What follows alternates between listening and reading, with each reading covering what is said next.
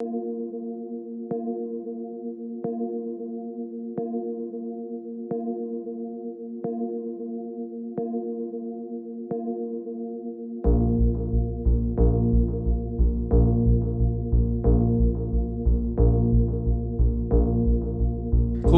সুন্দর ও স্বাচ্ছন্দ্যভাবে ভোট দিলাম। শর্ট সময়ের মধ্যে ভোট হয়ে গেল, খুব ভালো লাগলো। আর আমরা সবাই শৃঙ্খলাভাবে ভোট দিয়ে যাইতে আছি। আর আমি উৎসাহিত হচ্ছে দেখে যে এত লোক সকালে সকালে শীতের সকালে সবাই এসে ভোট দেওয়ার জন্য আগ্রহী। সকাল থেকে আমি তেমন কোনো খবর পাইনি।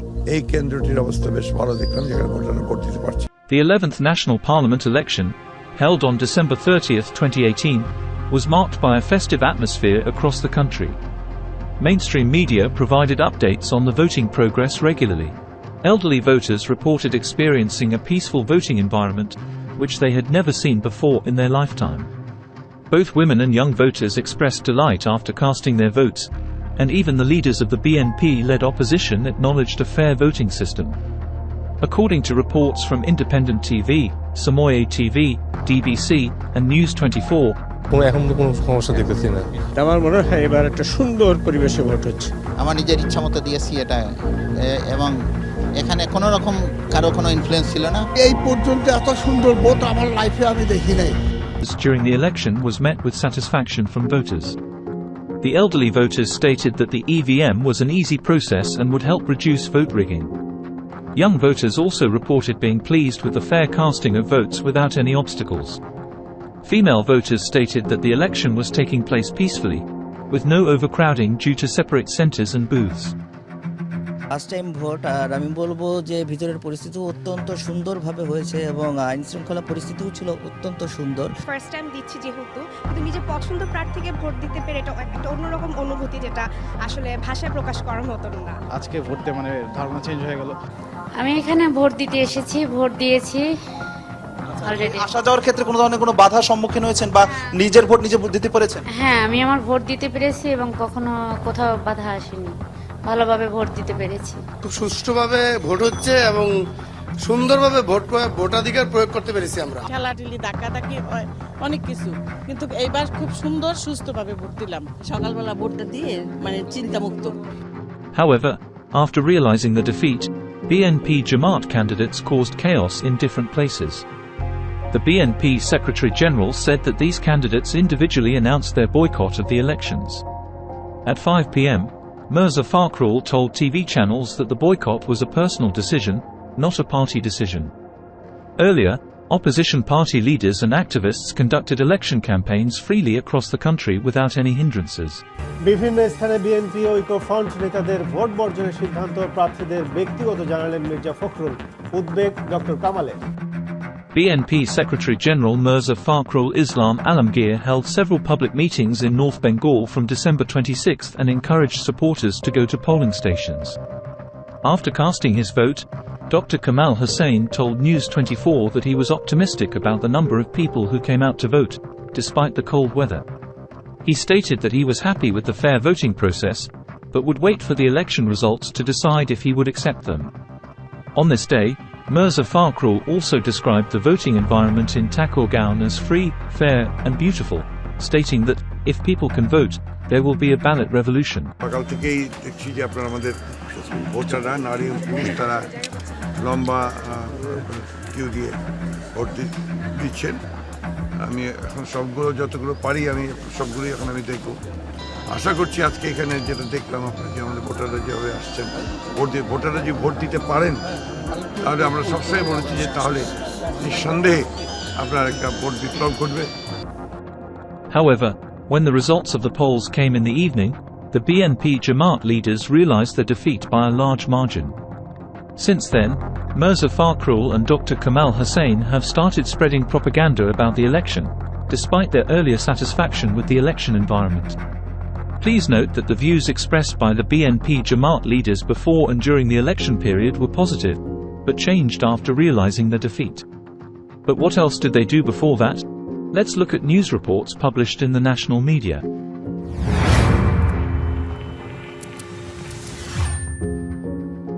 Voting was conducted smoothly in over 40,000 polling stations across 299 constituencies, with close monitoring from law enforcement agencies, media outlets, and domestic and foreign observers. However, before the election, BNP Jamaat terrorists engaged in acts of violence, attacking law enforcement personnel and stealing ballots. In Banchkali of Chittagong, Jamaat vandalized a polling station and attacked police vehicles, injuring 3 officers and stealing firearms. In the Nateshwar center of the NOAKHALI-2 constituency, BNP supporters looted ballot papers and injured 6 people during an attack on a polling station. In Daulatpur of Kusha, BNP Jamaat activists beat an ANSA member to death and attacked police vans in Kamilla while trying to occupy a polling station. Whenever violence occurred during the Election Commission promptly suspended voting. As a result, voting was postponed in 16 centers across 12 constituencies due to election-related violence. Furthermore, 11 Awami League leaders and activists were killed by the BNP Jamaat alliance during attacks on polling stations, and 1 BNP Jamaat supporter died in a clash with Awami League activists.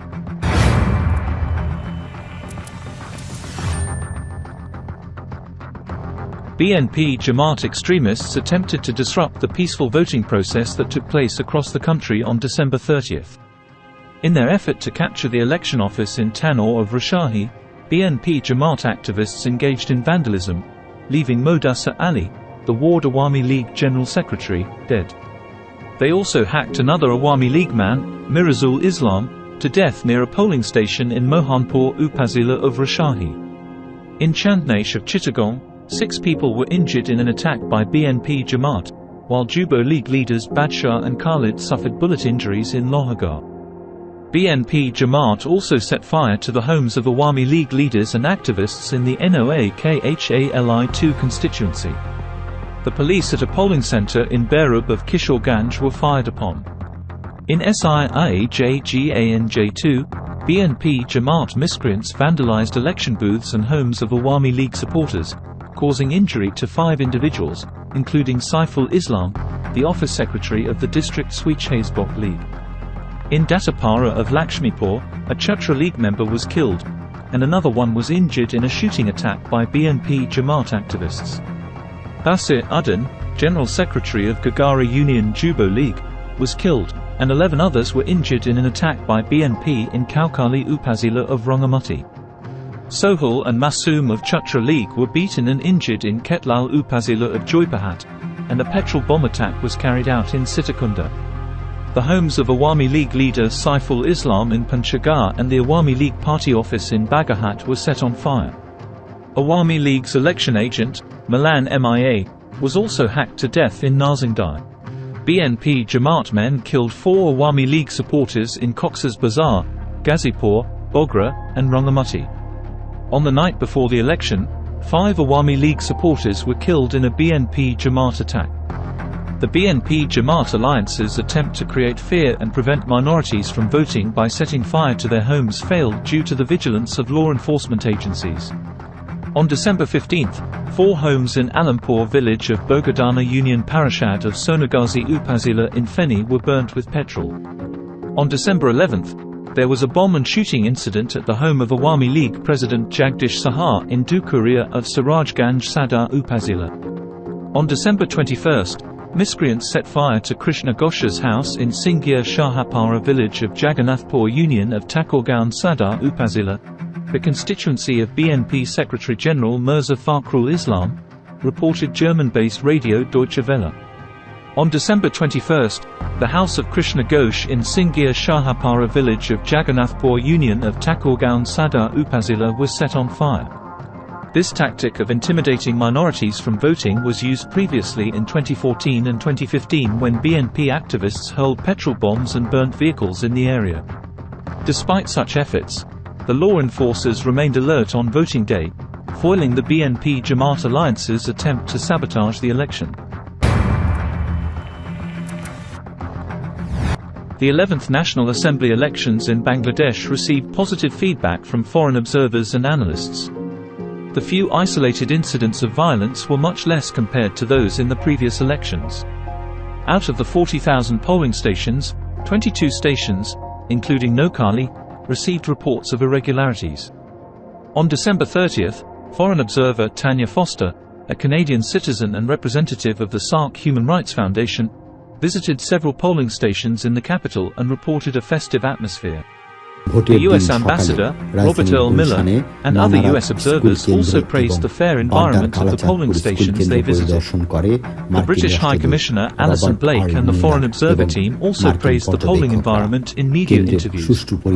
A 5-member observer team from Canada, India, and Nepal visited several polling stations and concluded that Bangladesh had never had such a peaceful election before. Hamid Opalayeru, the head of the observation team from the OIC and SARC countries, stated that the election was of international standard and that all parties participated. The SARC Human Rights Foundation reported that the election was free, fair, and transparent.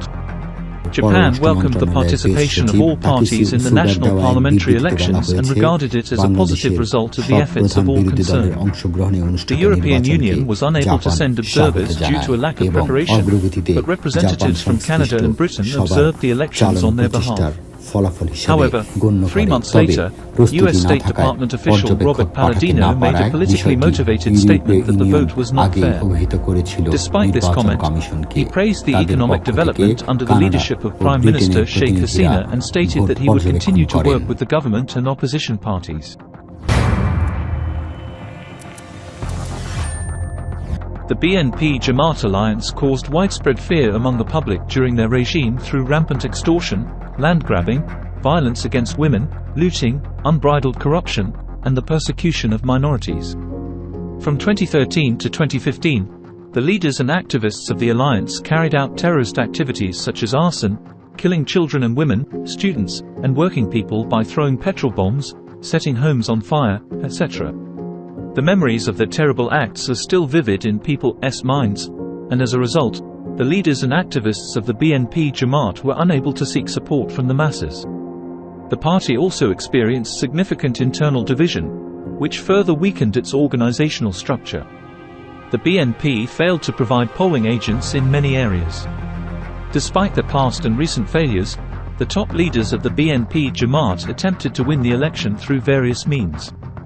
They previously relied on muscle and gunpower to win elections, but that strategy failed in the 2018 elections due to the vigilant posture of law enforcement forces. After the defeat was confirmed, they held a press conference claiming that the vote was not fair.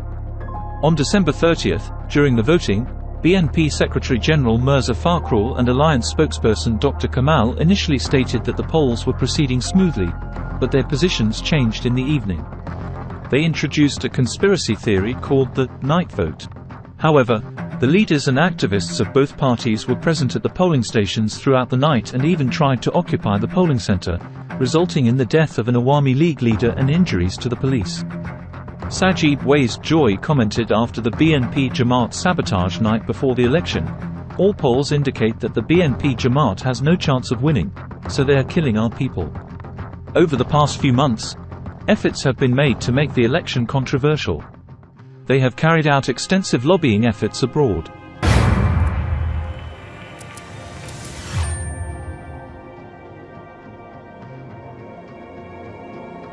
The Research and Development Center conducted an opinion survey before the 11th parliamentary election on December 30, 2018. The survey, conducted by U.S. consultant Forrest E. Cookson on behalf of the RDC, indicated that the Awami League-led alliance was poised to win 248 seats, while the BNP and Oikya Front, which includes BNP, was predicted to win 49 seats. Sajib Waisd Joy, the information technology advisor to Prime Minister Sheikh Hasina, also cited an RDC survey, writing on his Facebook page on December 13 that 66% of the respondents had confidence in the Awami League. Upon seeing the pre-election public opinion, the leaders and activists of BNP Jamaat became nervous about the defeat in the elections and resorted to sabotage, ordering their followers to carry out terrorist activities centered around the polls.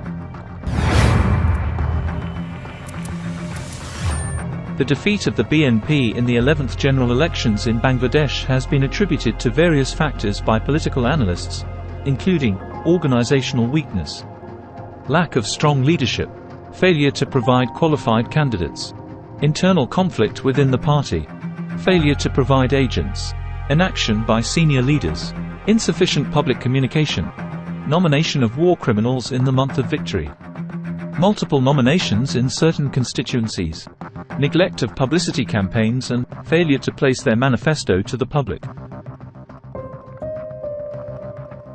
The senior leaders of the Bangladesh National Party, BNP, were preoccupied with their own elections, causing their party candidates to receive inadequate guidance. Just before the election, many candidates withdrew due to the absence of central instructions. BNP leaders and candidates repeatedly urged activists and voters to attend their campaigns. However, few showed up. The lack of attendance from leaders and candidates resulted in dissatisfaction among ordinary voters, causing many to skip the polling stations, ultimately affecting the election outcome. The absence of leaders and activists in the election field was cited as one of the reasons for the BNP's defeat, as their counterparts in the ruling party were actively present. Candidates in many constituencies were not present in election campaigns, particularly in the capital, where only a few made any public appearances. This caused a disconnect between voters and BNP candidates, further impacting their election performance. The party's inability to provide polling agents was another factor in their poor showing. In the 2018 election, they were unable to provide agents in most centers, and those assigned failed to attend. BNP's nomination of war criminals in the month of victory was not well received by conscious citizens, including the civil society, which harmed the election results. Despite mass campaigns, BNP failed to attract voters, as they had no connection with BNP and Oikya Front leaders and workers. In contrast, Sheikh Hasina, president of Awami League, held public meetings with senior leaders, while BNP and its alliance did not. Internal conflict within the party also contributed to their defeat. Activists argue that the party nominated inexperienced and inactive individuals, negatively impacting the election field. The nomination of opportunists and businessmen, instead of deserving candidates, sparked negative reactions within the party. The most surprising thing is, BNP's decision to nominate multiple candidates in the same constituencies confused supporters. We are giving primary nominations to 2 candidates in each seat based on the principled decision. If one fails, the other gets a chance. This statement from Mirza Fakhrul Islam Alamgir was perceived as a trade in the nomination process, leading to frustration among BNP supporters who felt disengaged from the party leading up to the polling day on December 30th. At the last minute, BNP Jamaat candidates resorted to distributing cash, having failed to win the election through acts of terror and chaos, and tampering with the voting process through the rigging. However, some of their leaders were also caught by law enforcement while trying to buy votes illegally. On polling day, reports stated that 23 individuals were apprehended by law enforcement for buying votes for Salma Islam, an independent candidate backed by BNP in the Dhaka 1 constituency in Dhaka. Furthermore, a district BNP member and Upazila vice chairman, Monawara Begum, was caught with money while attempting to purchase votes in the Netrokona 4 constituency. In an effort to conceal their misdeeds and internal conflicts, BNP Jamaat devised a plan to distract the public from the defeat in the elections. They fabricated the idea of night voting. However, on the eve of the election, they attempted to take control of polling centers with armed forces and attacked police, Ansar, and Awami League activists. 6 Awami League leaders and activists lost their lives and 12 members of law enforcement were injured. Despite their attempts to rig the ballot boxes, their efforts were in vain and they ultimately resorted to distributing money. The night voting conspiracy was a tactic used by BNP Jamaat to distract the public from the crimes of rape, murder, extortion, and arson that took place across the country. Jamaat, a known extremist group, has been misleading the public with similar conspiracies since independence. The leaders of the BNP Jamaat alliance have followed in their footsteps. It is crucial for the ordinary people to understand that night voting does not exist and it is merely an attempt to erase the heinous history of BNP Jamaat's acts of murder, rape, extortion, land grabbing, and arson from the public's memory.